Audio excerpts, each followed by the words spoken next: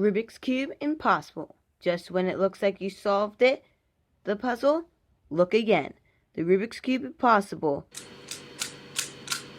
Today I'm going to be doing a review on the Impossible Rubik's Cube. The Impossible Rubik's Cube has tiles that change colors, so it can look solved when it's really not.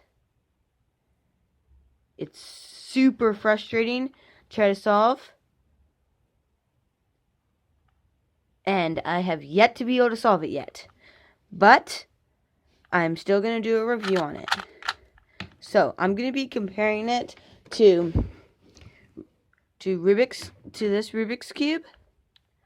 So one thing that I found that's different, this doesn't really matter, but the logo on this one is on the yellow,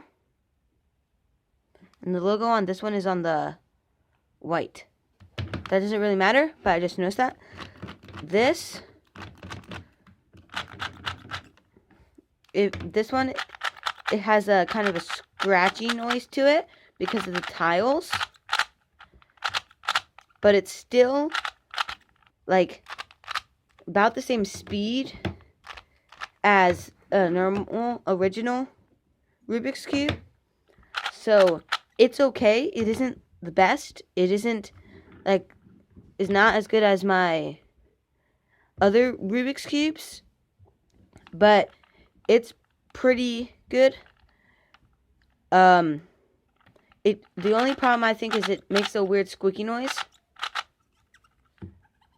and also the tiles just feel weird. I will have a link down below. I will also probably have a video of me solving it and a tutorial on how to solve it later on once I figure out how to solve it. That's it for my review on the Impossible Cube. Don't forget to like and subscribe.